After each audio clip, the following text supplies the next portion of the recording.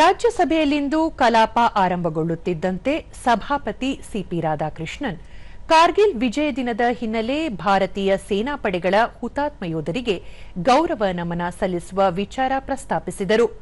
ಕಠಿಣ ಸಂದರ್ಭ ಮತ್ತು ವಾತಾವರಣದಲ್ಲಿ ದೇಶದ ಸಮಗ್ರತೆ ಮತ್ತು ಸ್ವಾಭಿಮಾನವನ್ನು ಎತ್ತಿ ಹಿಡಿದ ಭಾರತದ ವೀರ ಸೈನಿಕರ ತ್ಯಾಗ ಬಲಿದಾನ ಸ್ಮರಣೀಯ ಎಂದು ತಿಳಿಸಿದರು. ಹುತಾತ್ಮ ಯೋಧರ ಸ್ಮರಣಾರ್ಥ ಸಭೆ ಮೌನಾಚರಣೆ ಮೂಲಕ ಗೌರವ ನಮನ ಸಲ್ಲಿಸಿತು.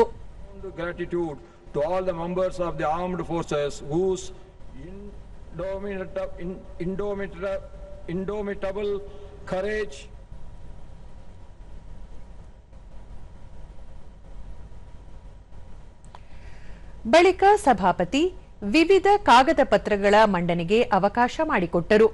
ರಾಜ್ಯಸಭಾ ಸದಸ್ಯರಾದ ಜಿತಿನ್ ಪ್ರಸಾದ್, ರಾಮನಾಥ್ ಠಾಕೂರ್, ಡಾ ಎಲ್ ಮುರುಗನ್, ವಿ ಸೋಮಣ್ಣ ಮತ್ತಿತರರು ವಿವಿಧ ಇಲಾಖೆಗಳಿಗೆ ಸಂಬಂಧಿಸಿದ ಕಾಗದ ಪತ್ರಗಳನ್ನು ಮಂಡಿಸಿದರು. ಸಂಸದೀಯ ಸ್ಥಾಯಿ ಸಮಿತಿಗಳಿಂದ ಘನಶ್ಯಾಮ್ ತಿವಾರಿ, ಅಖಿಲೇಶ್ ಪ್ರಸಾದ್ ಸಿಂಗ್, ಸಚಿವರಾದ ವಿ ಸೋಮಣ್ಣ ಮತ್ತು ಡಾ ಎಲ್ ಮುರುಗನ್ ಉತ್ತರಗಳನ್ನು ಒದಗಿಸಿದರು.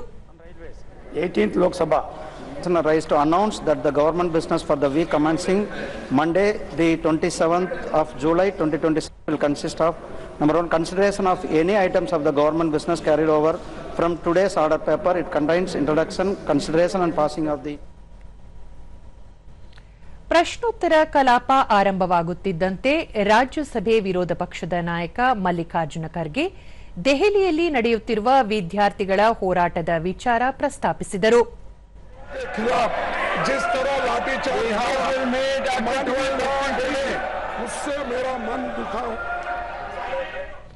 ಆಡಳಿತ ವಿರೋಧ ಪಕ್ಷಗಳ ಗದ್ದಲ ಹಿನ್ನೆಲೆ ಸಭಾಪತಿ ಸದನವನ್ನು ಮಧ್ಯಾಹ್ನ 12 ಗಂಟೆಗೆ ಮುಂದೂಡಿದರು. 12 ಗಂಟೆಗೆ ಸದನ ಪುನರಾರಂಭವಾಗುತ್ತಿದ್ದಂತೆ ರಾಜ್ಯಸಭೆ ವಿರೋಧ ಪಕ್ಷದ ನಾಯಕ ಮಲ್ಲಿಕಾರ್ಜುನ ಖರ್ಗೆ ಶಿಕ್ಷಣ ಸಚಿವ ಧರ್ಮೇಂದ್ರ ಪ್ರಧಾನ್ ರಾಜೀನಾಮೆ ನೀಡಬೇಕು ಎಂದು ಆಗ್ರಹಿಸಿದರು.